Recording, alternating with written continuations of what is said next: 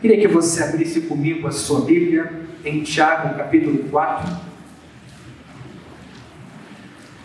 Esse foi um texto, inclusive, sobre o qual eu gravei, junto com a Carolina, um pequeno vídeo no final do ano. Porque esse texto falou não só a mim, mas a minha família. E acho que ele é muito oportuno, tendo a gente virado um ano, imaginando que é importante fazer planos e projetos. Que texto atual esse de Tiago, capítulo 4, a partir do versículo 13.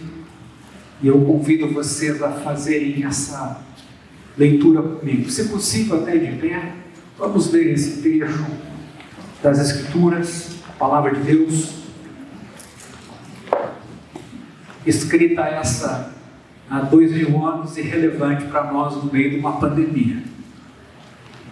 Escutem agora vocês que dizem: hoje ou amanhã iremos para a cidade tal, e lá passaremos um ano e faremos negócios, e teremos lucros. Vocês não sabem o que acontecerá amanhã. O que é a vida de vocês? Vocês não passam de neblina que aparece por um instante e logo se dissipa. Em vez disso, deveriam dizer: se Deus quiser, não só viveremos, como também faremos isto ou aquilo. Agora, entretanto, vocês se orgulham das suas arrogantes pretensões. Todo orgulho semelhante a esse é mau. Portanto, aquele que sabe que deve fazer o bem e não o faz, nisso está pecando. Amém. Você pode sentar. O que temos aqui é uma palavra dirigida essencialmente a pessoas que lidam com negócios, que são empreendedores. Ainda que a gente não exclua desses destinatários outras pessoas, outras profissões, outros tipos de liderança e de gestão da vida, ou de pessoas. Mas essas pessoas aqui, pelo menos, são caracterizadas como gente de muita autoconfiança. Porque eles decidem, o texto deixa claro, onde e quando vão investir. Onde e quando. Mas decidem ainda mais quanto tempo vão permanecer num certo lugar, imaginando lucro. E ainda dão como certo um bom lucro nesse lugar em que se vai investir. Vejam quantas coisas estão aqui assumidas por esses planos. É um quadro familiar também para os leitores dessa carta, a carta de Tiago. Por quê? Porque no primeiro século, em especial no Ocidente, houve uma grande atividade comercial. Muito empreendedorismo, especialmente nas cidades helênicas da Palestina, como em Decápolis. Tiago, então, aqui, já dá para presumir, não vai criticar o desejo pelo lucro, mas vai avaliar a cosmovisão, a leitura de mundo e da vida da pessoa que lida com o dinheiro e com o lucro. E vai também lidar com aquele que faz planos. É inegável que o planejamento é um valor cristão, é bom dizer de início. E ele vale para todo lugar, num governo, na família, na igreja, embora o nosso planejamento para 2020 foi substituído, né? O planejamento vale para o mercado, vale até para a educação, desde os primeiros anos de vida dos nossos filhos e também na nossa vida de adulto. E aqui eu lembro de um texto de Jesus em Lucas capítulo 12, versículo 42, que diz: quem é, pois, um mordomo fiel e prudente, a quem o Senhor deixará encarregado dos demais servos da casa, para lhes dar o sustento, e agora a expressão, no devido tempo. No devido tempo. Então pressupõe-se aqui para esse mordomo da casa a figura de alguém como nós, que tem dons de Deus para cuidar e compartilhar. Está pressuposta aqui a ideia de um bom uso desses dons, por exemplo, aqui no devido tempo. Não adianta a gente dar comida para alguém que não está com fome, ou ajudar alguém que no momento não precisa. Há um tempo, há um tipo de planejamento envolvido aqui. E ainda Jesus arremata: bem-aventurado aquele servo a quem seu Senhor, quando vier, o achar fazendo assim. Então, longe de ser um valor secularista ou não cristão, o planejamento é um valor cristão. Mas qual o problema dele em algumas vezes? Veja o versículo 13. Escutem agora vocês que dizem: hoje ou amanhã iremos para a cidade tal, e lá passaremos um ano e faremos negócios e teremos lucros. Vemos aqui uma pessoa decidida, resoluta, só que a sua decisão está afetando a outros, porque certamente ele não irá sozinho, ele afetará a vida de outras pessoas. Além disso, pelo que o texto nos mostra, suas previsões parecem ser de resultados imediatos, após empreendimentos também imediatos, porque estão pensados para o ano seguinte. E parece que ele está baseado no mercado, um certo conhecimento desse mercado, mas tudo isso abrange geografia, tempo, lugar, pessoas, recursos, a sua fase de vida.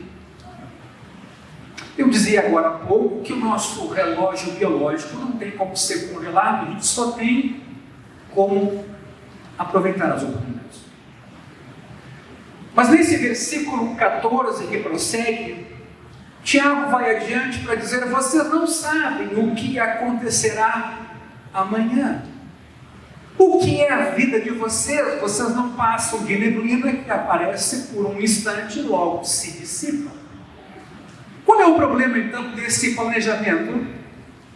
É ignorar a natureza precária e transitória do mundo. E o óbvio parece que é o que eu estou dizendo. Planejar com essa confiança toda pode ser uma grande tolice.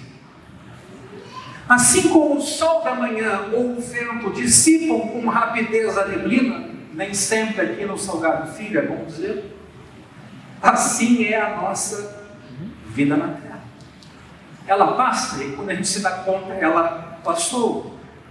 Provérbios 27, 1 diz: não se sabe, aliás, não se gabe do dia de amanhã, porque você não sabe o que ele trará à luz. E cabe muito bem aqui a palavra de Jesus sobre a ansiedade, porque a gente às vezes se antecipa a ficar ansioso sobre uma coisa que não acontecerá. Basta o seu dia, o seu próprio mal, cada dia tem o seu próprio cuidado, deixe ele chegar. Mas esse texto de Provérbios é provocativo. Não se gabe do dia de amanhã, confiante, orgulhoso, como se tudo fosse dar certo. Como aquela frase muito comum, né?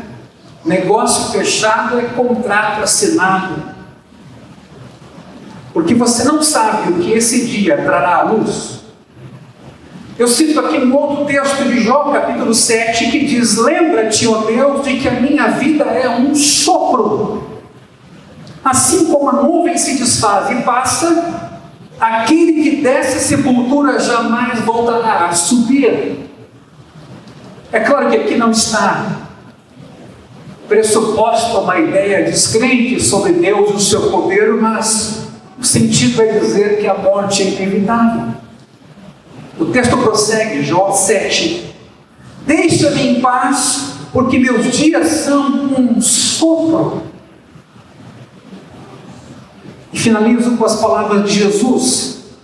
Tenham cuidado e não se deixem dominar por qualquer tipo de avareza. Qualquer tipo de avareza, porque a vida de uma pessoa não é. Eu, para mim, sempre tive essa palavra de Jesus como uma das grandes definições do que não é vida. A vida de uma pessoa não é, ou não consiste, na abundância dos bens que ela tem. Isso não é uma palavra contra uma vida saudável, nem mesmo rica, próspera materialmente, mas a vida é mais do que isso. É o que Jesus está a dizer aqui. O que se pode deduzir desse texto de Tiago é que parece que o seu empreendimento, ou esse negócio, foi por algum motivo interrompido. Aí veio o choro. Aí veio a razão de se lidar com o plano que não deu certo. Ora, o que nós sabemos sobre o dia de amanhã? Achei muito interessante, nesse final de ano, eu fiz uma citação nas redes sociais de Tiago 4 para dizer que eu não sabia o que viria pela frente em 2021, que o ser humano é limitado no seu conhecimento, e veio uma pessoa lá e criticou duramente, aquela postagem como dizendo que era um absurdo um pastor ainda usar um texto bíblico para dizer que ele não sabe o que vai ser do amanhã. Depois eu não respondi de fato aquela fala ou aquele comentário, e talvez a pessoa também nem fosse entender, mas parece que a gente tem uma obrigação de saber do dia da manhã. Parece que, porque somos cristãos, a gente tem uma obrigação de saber exatamente o que se vai passar amanhã, nos mínimos detalhes. O que vemos desse texto? A vida é breve e ela é incerta, num certo sentido. Eu jamais imaginei ser pastor. Eu jamais imaginei ser crente. E a nossa vida foi mudando. Aliás, eu jamais imaginei estar aqui. Mas a nossa vida foi mudando. E parece que Deus permitiu que a nossa vida fosse mudando em cada fase, em cada tempo, segundo os sinais que Ele foi dando nessa jornada. Ele não revelou tudo por antecipação. Ele foi mostrando, iluminando, conduzindo. Isso também é aprendizado. Isso implica em caminhar com Deus. Brevidade e incerteza são características aqui destacadas no texto. Salmo de número 90, versículo 13 e 4 diz: Tu reduzes o ser humano ao pó e dizes: voltem ao pó, filhos dos homens. Pois 1000 anos aos teus olhos são como o dia de ontem, que se foi, e como a vigília da noite. Nós somos seres criados, Deus é. O tempo é uma coisa que funciona muito bem para nós. Deus está fora da dimensão do tempo, por isso que Ele é. Ele não começou a existir, Ele não tem fim de dia, Deus simplesmente é. Nós surgimos e passamos. Pelo menos essa é a mensagem bíblica. E o texto de Isaías 40 é muito conscientizador. Versículos 6 a 8. Toda a humanidade é erva, e toda a sua glória é como a flor do campo. A erva seca e as flores caem, soprando nelas o hálito do Senhor. Na verdade, o povo é erva. A erva seca e as flores caem. Mas a palavra do nosso Deus permanece para sempre. O contraste é evidente. Deus e o seu povo, o Criador e as criaturas. Embora esse Deus se fez também gente, habitou esse mundo, andou entre nós, nos amou, nos abraçou, morreu numa cruz por cada um de nós. Então, a Escritura está farta de luzes e conscientizações a respeito da brevidade da vida. Pensando até sobre a morte, alguém podia imaginar que Deus poderia nos ter poupado do conhecimento de que um dia ela vai chegar. reconhecimento de que ela está cada vez mais próxima, dependendo da nossa saúde ou idade. Mas parece que Deus optou por um outro caminho. Ele nos quis dar sabedoria ao lidarmos com a brevidade da vida. O Salmo 90 nos diz isso: os dias da nossa vida sobem a 70 anos e havendo vigor a 80. Neste caso, o melhor deles é a canseira e enfado, como diz Eclesiastes também. Porque tudo passa rapidamente, diz o texto. E nós voamos. Que legal essa expressão, para medir essa velocidade do tempo que passa. Nós voamos. Mas aí vem o pedido do salmista: ensina-nos a contar os dias, para que alcancemos coração sábio. Calvino, quando escreveu sobre esse tema, disse que o mais habilidoso cientista é incapaz de contar os 80 anos da sua vida.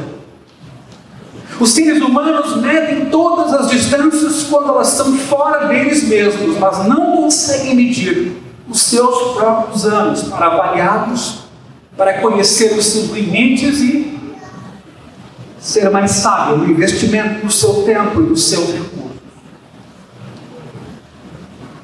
Chegamos no versículo 15 de Tiago. Em vez disso, deveriam dizer: se Deus quiser, não só viveremos, como também faremos isto ou aquilo. Meus irmãos, o mundo não é um sistema fechado, tocado por leis naturais apenas, com relações de causa e efeito. O mundo como se um relojoeiro tivesse construído, e agora esse mundo que se vive, como diz o deísmo. Não, nós cremos que o mundo é dependente de uma força externa, que também se tornou uma força que viveu entre nós. A fala de Moisés ilustra muito bem isso em Números 27. Deus é autor e conservador de toda a vida. Que bela expressão. Deus é autor e conservador de toda a vida. Em Hebreus capítulo 1, versículo 3, diz que Cristo sustenta todas as coisas pela sua palavra poderosa. Aqui sempre o alerta para a teologia natural, essa espécie de humanização de Cristo, para enxergarmos a presença de Cristo somente naquilo que é encarnado, ou que é resultado de leis naturais. É uma nova tendência mesmo em nosso país. E é certo que esse Deus ele é grande e ao mesmo tempo se fez gente. É certo que há uma tensão entre ver em Cristo o atributo da divindade e o da humanidade. Às vezes a gente erra nesses extremos. Só Cristo como Deus ou só Cristo como gente. Ele é Deus homem. E é isso que dá para ele esse caráter distinto de alguém que ama os gestos mais simples, mas de alguém que caminha por sobre as águas e ressurge na morte. E você vai notar que essa é uma grande tendência no meio da igreja também em nossos dias. Chamamos de cristologia de baixo e de cima. De baixo humaniza Cristo plenamente, a de cima põe numa tal divindade que o afasta do contato com as pessoas. E talvez aqui a sabedoria é esse equilíbrio, plenamente Deus e plenamente gente, e que atua no mundo não só pelas causas naturais ou pelo evolucionismo, mas também intervém extraordinariamente para curar e fazer aquilo que a gente não imagina. Esse é um tema bem presente em nosso país. Assim, queridos, a vontade de Deus importa.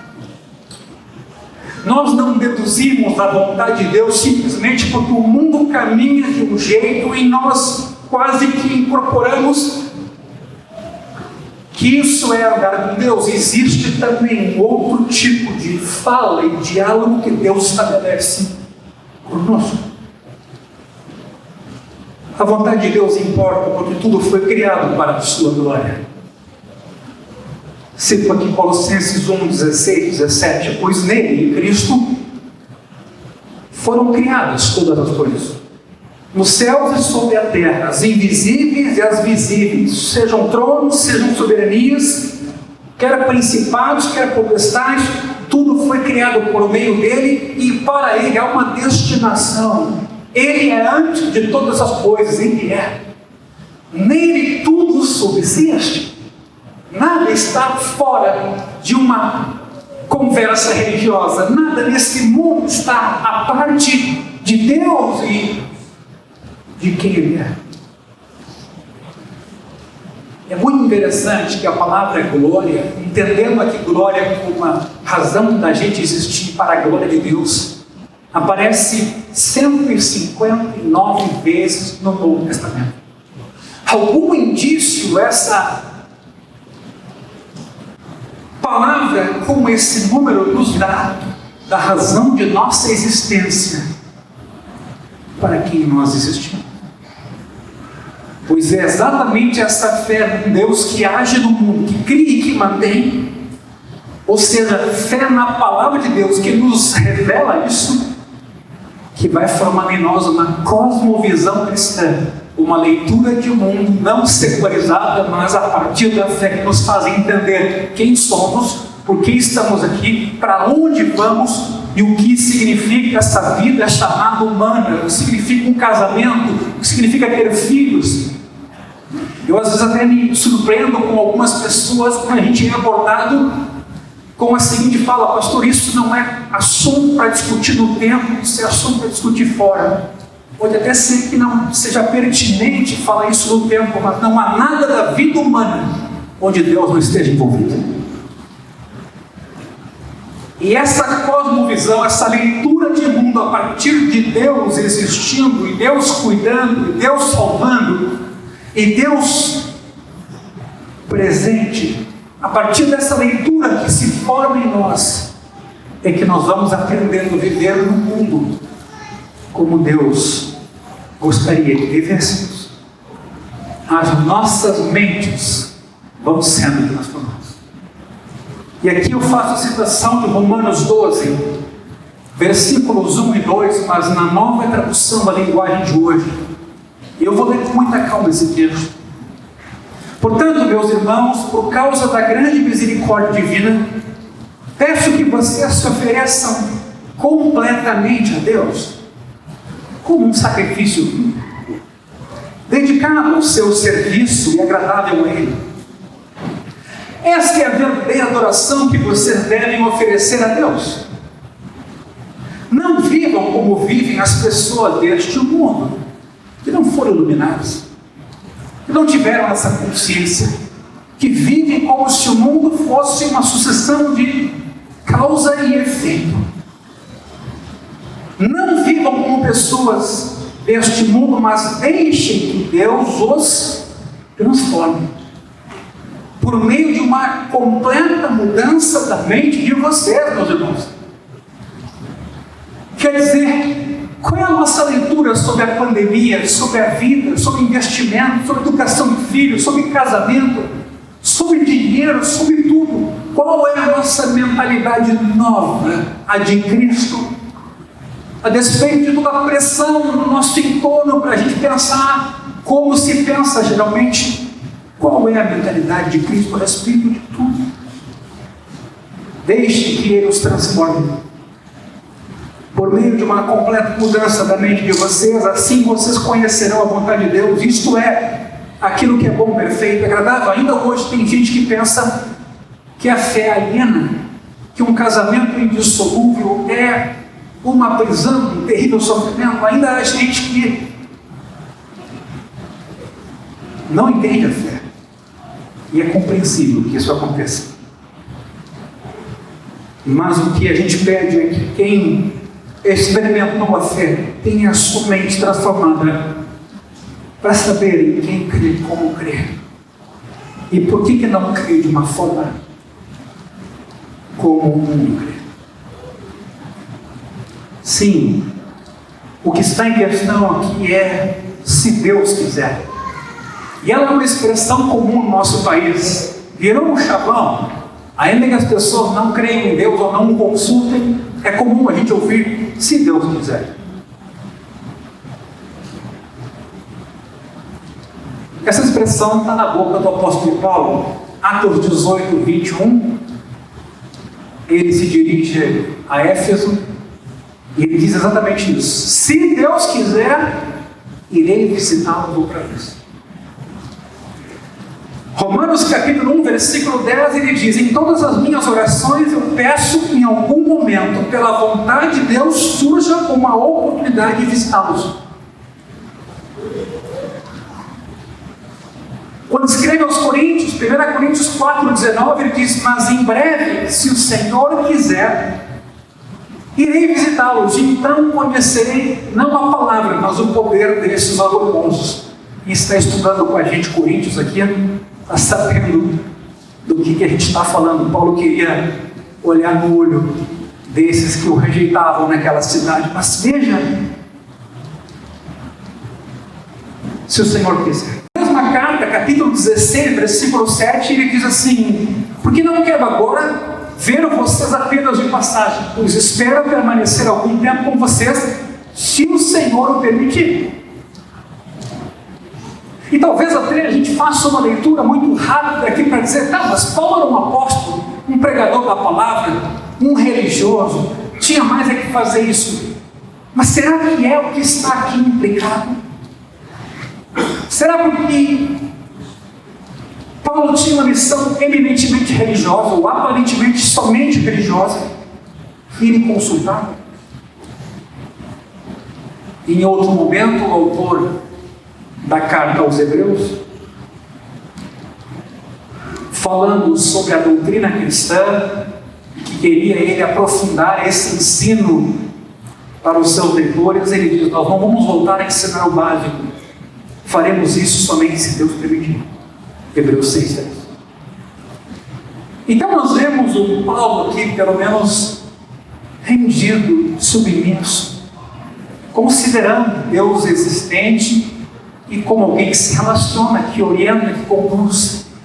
Não nessa vida de causa e efeito de leis naturais, onde simplesmente eu deduzo Deus a partir das leis naturais. Nós temos alguém que acredita na oração, que Deus do outro lado ouve, e que Deus responde, e que Deus fala pela Escritura. Nós temos um Paulo aqui que só ora porque entende que é possível ouvir a resposta, ele entender a resposta e ele acolher a resposta da sua oração. É impossível que Paulo esteja colocando nessas cartas que ele ora ou diz, se Deus quiser, como um chavão. É uma pessoa que acredita que Deus intervém no mundo, que fala, e é presente.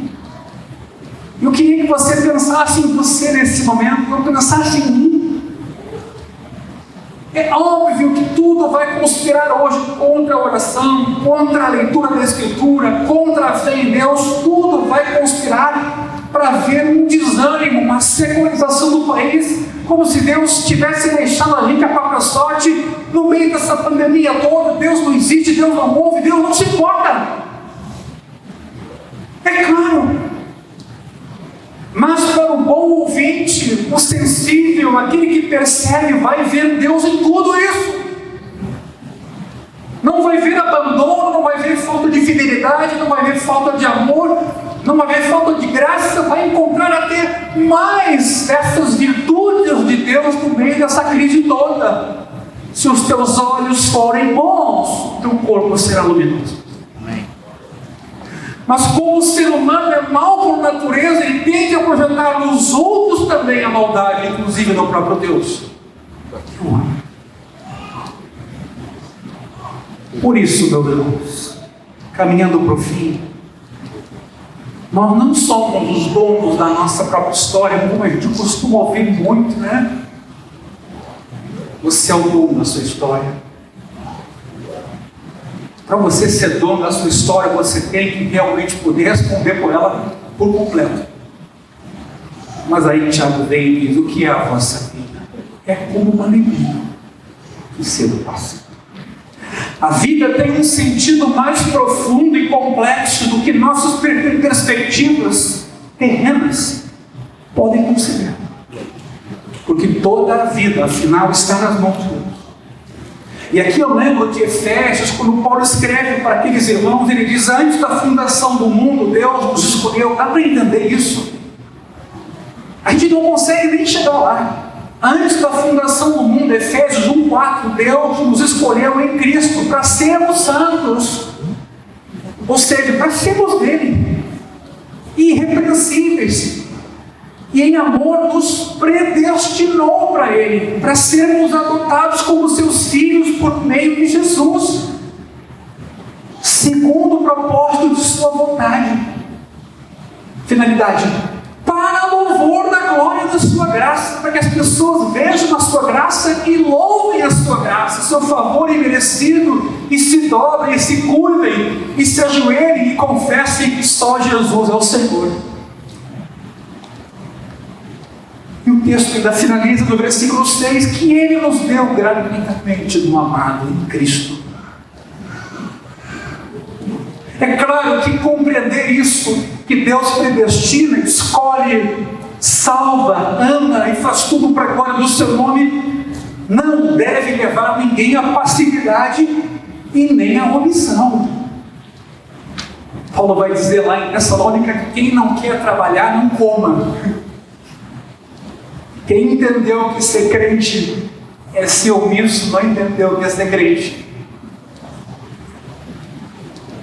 Aqui, não podemos usar a expressão "se o Senhor quiser" como um chavão. Somos orientados a consultar aquele que tem o poder da vida e da morte, aquele que cria, que mantém, aquele que põe fim, para que a sua vontade seja feita em nossa vida. Muitos de nós vamos dizer: 2020 foi terrível, e de repente, se você consultar Deus, Deus vai dizer: o teu 2020 foi maravilhoso. Mas como, Senhor? Perdi isso, perdi aquilo outro, estive entre a vida e a morte, pois talvez foi nesse caos todo que eu consegui enxergar um pouquinho da minha graça e do meu cuidado. A oração do Pai Nosso nos ensina a pedir que a vontade de Deus seja feita. Pai nosso que está no céu, santificado seja o teu nome, venha o teu reino, seja feita a tua vontade na terra como no céu. E Jesus, no Getsemane, quando orava pela cruz que tinha que enfrentar, ora na mesma direção e pede: não a minha, mas a tua vontade seja feita. Ainda que nessa oração do Getsemane, a luta entre a nossa vontade e a de Deus seja ainda mais evidente. A dor da crucificação, mas mais do que isso, a dor que Jesus sentiu de ter sobre si os pecados da humanidade toda e ser afastado de Deus, sofrendo condenação em nosso lugar. Chegando ao versículo 16, Tiago se assusta das arrogantes pretensões. Muitas pessoas não só não consideram a Deus nas suas decisões para prejuízo próprio, mas ainda se orgulham de não terem consultado Deus e fazem elas mesmas deuses próprios. Esse orgulho é o verdadeiro pecado, porque toma o lugar de Deus, o que torna então esse pecado mal, ou por que não dizer maligno, versículo 16. Todo orgulho semelhante a esse é mal. Agora está em análise a natureza do pecado praticado de orgulhar-se à custa de Deus, ou no lugar de Deus. Não há como esquecer o que a serpente em Gênesis 3 disse, tentando a mulher a pecar.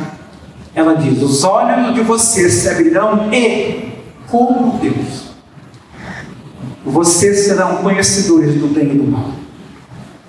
O ser humano que na prática acha que tem o controle de tudo, se coloca no lugar de Deus.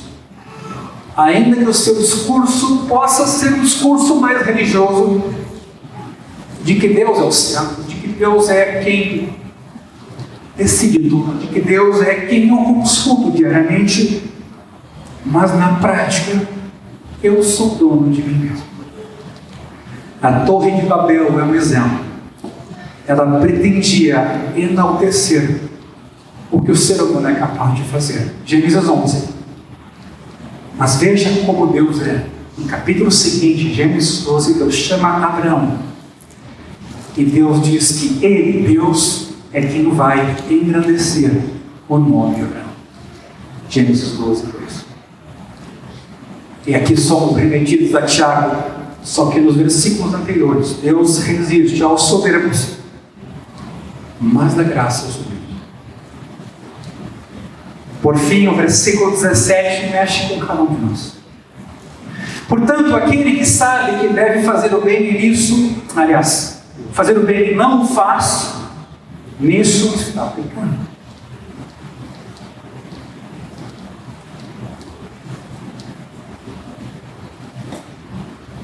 Tiago nos ensina aqui a olhar para a vontade de Deus nas pequenas coisas do nosso dia.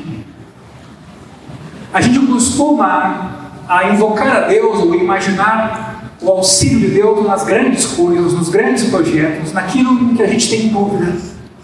Quando na verdade talvez aqui o pedido agora é para um olhar mais atento nas rotinas, na simplicidade do dia a dia, no sentido de que a gente entenda.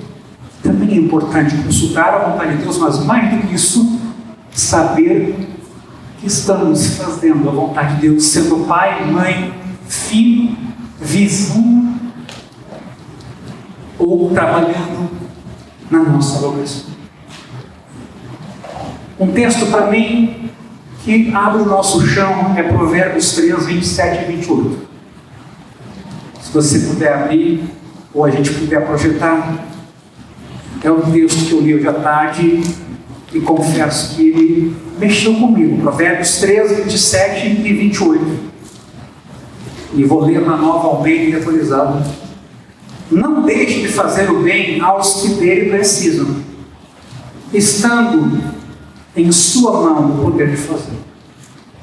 Não diga ao seu próximo, vai e volte mais tarde, amanhã eu terei algo para dar, se você tem isso em suas mãos agora. É um texto que mexe.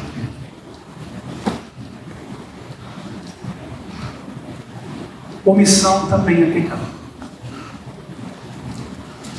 Não só o praticar em excesso ou de forma pervertida, quando nós somos indiferentes e nos omitimos, nós sabemos. Inclusive nas pequenas coisas do dia a dia. Cito aqui também Jesus quando disse: aquele servo que conheceu a vontade do seu Senhor e não se acomodou, nem fez segundo a sua vontade, será punido com muitos açoites, dando a entender que o conhecimento que a gente tem é para alguma finalidade, para ser útil para alguém. E não há razão de conhecer como se nós fôssemos uma enciclopédia ambulante, mas sempre fechada. Existe alguma razão de ser no nosso conhecer para serviço do próximo. E aqui, citando palavras de Jesus também, que lida com o tempo do juízo, palavras que também mexem muito conosco, Mateus 25, 41. Ele diz: afastem-se de mim, malditos, para o fogo eterno, preparado para o diabo e seus anjos, porque tive fome e não me deram de comer, tive sede e vocês não me deram de beber, sendo forasteiro, vocês não me hospedaram, estando nu, vocês não me vestiram, estando enfermo e preso, vocês não me foram ver. E aí, óbvio que a pergunta, ela surgiu: Senhor, mas quando isso aconteceu? Sempre que o deixaram de fazer a um destes mais pequeninos, foi a mim que o deixaram de fazer. E aqui, uma boa regra de hermenêutica é importante. Não imagine que, não tendo feito algumas dessas coisas, você vai para o inferno. O sentido talvez um pouco mais profundo que esse é: que fé é essa desse povo de Deus iluminado pelo Espírito Santo, que não se move com paixão, para enxergar a causa de Jesus no seu semelhante, nas dores de quem está bem pertinho do seu lado. Que fé é essa alienante dentro do templo que consegue ser indiferente na sua cidade, na sua família, na sua vizinhança? Essa é a pergunta que tem que ser. Que fé é essa? Ali no período do Natal, nós em nossa casa conversávamos sobre o trabalho social. E esse sempre foi um desejo do nosso coração, inclusive da igreja enquanto instituição, ter um trabalho assim. E quando a gente conversava sobre esse assunto, logo veio para nós esse texto aqui. E aquela coisa assim que vem fortemente ao nosso coração, ela surge na conversa. E a gente começou a pensar, mas será que também a gente não está esperando demais para deixar isso dentro de uma área ou de uma função dentro da igreja? Será que a gente não está sendo meio com aquela visão que o brasileiro tem de que o Estado resolve tudo, ou de que a igreja, a instituição, resolve tudo e a gente individualmente não está fazendo o que podia fazer? Quantos de nós, às vezes, já ouvimos, pastor, o que eu vou fazer na igreja? Não tem trabalho para mim, meu sonho é fazer isso, é fazer aquilo. Meus irmãos, tem tanta coisa para ser feita nesse mundo, tanto serviço para ser prestado, tanta obra de Deus para ser feita. É óbvio que nós aqui somos mais gente do que lugares para servir do ponto de vista eclesiástico ou num culto. Mas a igreja é um povo chamado para fora, para ser luz lá fora, para ser sal lá fora.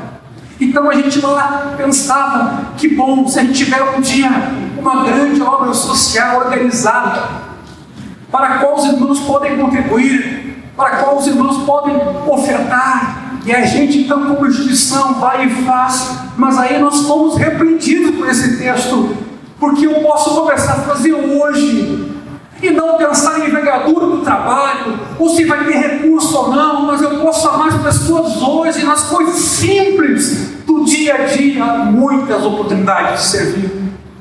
Eu acho que nós na igreja ainda temos essa visão estatal, tudo é com o Estado, tudo é com o pastor, tudo é com a igreja, tudo é com ele, tudo é com o outro, e nós nos furtamos a fazer as coisas simples que podem significar a mudança da vida de uma pessoa.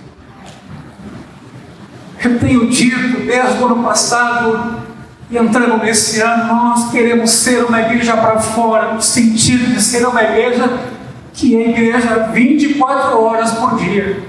Quando o marido ama a sua esposa, quando os pais amam os seus filhos, quando a gente serve um vizinho, quando a gente ajuda um mendigo na rua, quando a gente tem tanta coisa para a gente fazer e servir em nome do Senhor. Aliás, esse texto de Mateus 25, ele é tão exemplificativo, ele cita várias pessoas em situação de vulnerabilidade. É como se dissesse assim, abram os olhos, que eu vou citar os exemplos de coisas que vocês podiam fazer e não enxergaram o que tem que fazer, mas querem um lugar na igreja, no templo para fazer. Que Deus nos livre de sermos uma igreja fechada, alienada, com uma multidão dentro do salão e sem impacto na sociedade. Que Deus nos livre disso, meus irmãos. Fechamos o tempo. Aliás, salão a gente precisa um culto por semana, a gente precisa ir para a rua onde as pessoas estão. Essa é uma visão desde o início da igreja do caminho. Não é trazer todo mundo para dentro, porque muitos não virão. Os que vierem, glória a Deus por isso. Mas tem muita gente lá fora. Eu não estou na igreja, eu não sou igreja. Essa palavra mexeu conosco, com a nossa família na vida de ano, sobre a nossa maneira confortável de viver. Indiferente, egoísta. E analisar sobre nós mesmos enquanto família. Tinha pandemia? Tinha dificuldades? Tinha. Mas sempre tem gente em mais dificuldade do que você. Aí vem um texto como este de Provérbios, nos quebra a perna. Não deixe de fazer o bem aos que dele precisam. Não diga ao próximo, vai e volte mais tarde. Se você tem o que tem nas suas mãos agora. Essa palavra pega a gente. E que Deus mexa conosco. Que Deus mexa conosco. Aliás, eu ouvi um irmão dizer exatamente isso. De alguém que dizia: pois é, não encontrei o meu lugar na igreja ainda. Puxa, mas tem tanto lugar. Olha, a igreja é grande. Tu não encontrou ainda. Abre os olhos, irmão. Tem tanta coisa para fazer. E eu louvo a Deus por causa de tudo aquilo que muitos de vocês já têm feito. E outros ainda mais vão fazer. Para a glória de Deus. E talvez muitas coisas a gente nem saiba. Mas as pessoas atendidas vão saber. E Deus vai saber, isso que importa.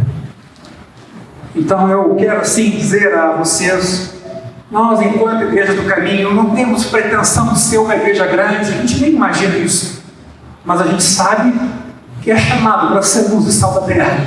A gente não quer ter uma vida alienante dentro do salão. A gente quer ser bênção lá fora. E nesse sentido, a Sojipa está nos servindo muito bem. A gente não vai ficar se escondendo aqui dentro esperando o anticristo. Nós queremos servir a Deus em novidade de vida, amando as pessoas do nosso entorno, em todo o tempo. O serviço ao próximo em amor é um remédio para o egoísmo. É o tipo de situação a qual você é exposto, às vezes até sem querer, sem desejar, e você acaba participando de um trabalho assim, você se constrange. E quantas foram as pessoas que eu vi contra a vontade de participarem de um trabalho assim, mas viram o que aconteceu, foram para casa chorando, nunca mais pararam de servir. O serviço ao próximo não deve ser encarado como uma obrigação. Aqui eu lembro de Filipe, quando um monge aparece para ele e diz: Filipe, vai lá para o deserto, vai passar um eunuco lá, eu quero que tu evangelize esse cara. O texto diz que Filipe se levantou e foi. Eis-me aqui, Senhor. E aqui um recado final.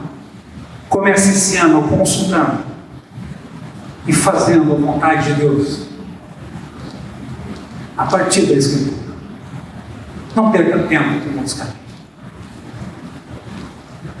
As Escrituras nos oferecem a imagem mais perfeita de Cristo e da sua obra. Nelas, o Cristo se revelou como Deus e ser humano perfeito. O modelo verdadeiro de ser humano para todos nós. Essas Escrituras também nos revelam o Cristo Salvador, que pela graça e mediante a fé nos reconciliou com Deus Pai. As Escrituras, pela qual eu sugiro que você comece esse ano, nos fazem ver nossos pecados, como há pouco aqui, ao citar as Escrituras, quem não se viu incluído nela. Mas elas também nos consolam mediante a obra de Cristo, que conhece quem nós somos, e por isso veio esse mundo, para nos reconciliar com Deus, nos dar paz e perdão pleno de pecados. E nos ensinando a amar ao Senhor. Mas tenha a disposição de ouvir as Escrituras. E tenha também a disposição de se submeter a elas. Não se proteja delas. Acolha com mansidão. Não se esconda da Escritura. Não tente controlar a sua vida quando a Escritura vem e quer tirar o teu controle. Acolha quando a Escritura mexe com a tua estrutura e mexe com a tua vida. Aproveite também e ore a Deus por tudo aquilo que você lê, ouve ou precisa decidir. Ou seja, ore por todas as coisas. Aquiete o seu coração ansioso, como diz o salmista, não ande à procura de grandes coisas. Isso não cabe a nós. As grandes coisas ou pequenas coisas são para nós. Tem muita preocupação com essa ideia de grandeza e quantificação que a gente faz. O que para Deus é grande? O que para Deus é bonito? O que para Deus é bom? Peça a Deus que a vontade dele seja feita, mas se submeta a essa vontade. Procure pelo dono das bênçãos antes das bênçãos em si. Seja fiel a Deus e aquilo que Ele entregou para você fazer. A caminhada com Deus é de provisão diária e não por acumulação. O nosso de cada dia nos dá hoje. Deus nos mostra tudo antecipadamente, cada fase de nossa vida, no seu momento e propósito, e a sua lucidez. Isso fala o quê? Com que a gente aprenda a depender dele. Se o Senhor quiser, faremos isso ou aquilo. Lutero escreveu, olhando para o seu passado, que Deus o conduziu como um atum ofuscado, quando ele olhou para trás. E aqui, citando o Salmo 119, eu faço desse salmo uma oração, junto com vocês, e peço que fiquemos de pé. Salmo 119, versículo 17. Salmo 119, versículo 17.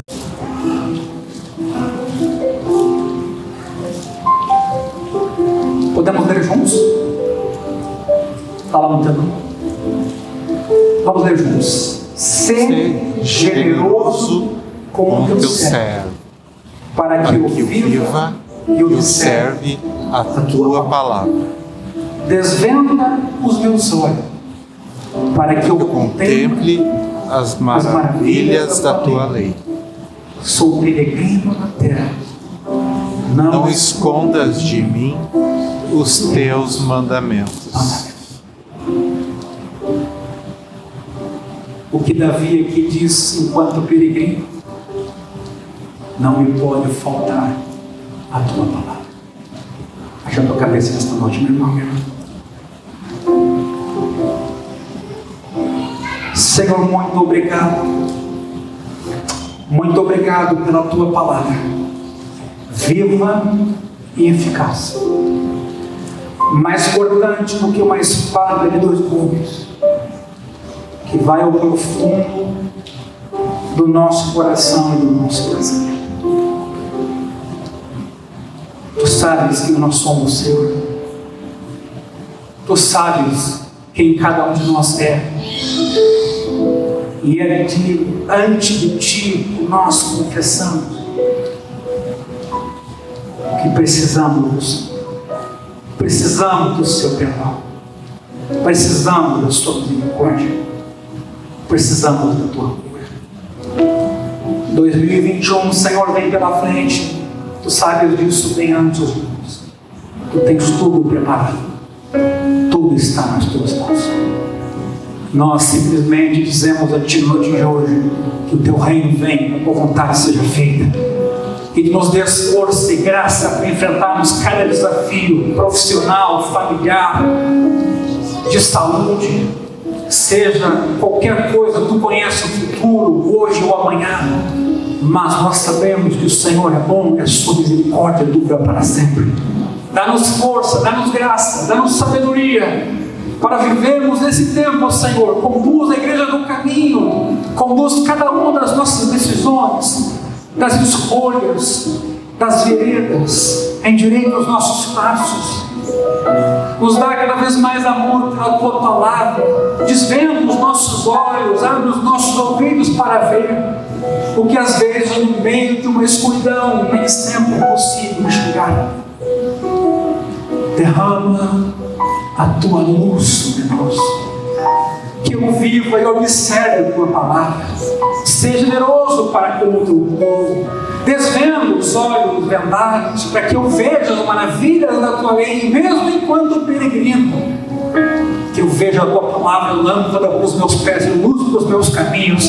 Que eu veja a tua palavra como um pão vivo que desceu do céu. Que eu veja a tua palavra que se fez gente, que habitou entre nós e viveu entre nós e está em nós. O próprio Cristo. Cristo vive em mim, vive em cada um de nós. Senhor, recebe nesta noite a honra, a glória e o louvor, ainda que vários de nós e amigos nossos estejam enfrentando desafios, nós cantamos junto com a nossa alma que o Senhor é bom, que a sua misericórdia dura para sempre e que nós cremos no Senhor, não importa o que aconteça. Pedimos, nos dá sabedoria para vivermos nesse tempo, o amor necessário para vivermos nesse tempo, a graça para enfrentarmos cada desafio e a força para servirmos ao nosso próximo em todo o tempo. É o que nós te pedimos.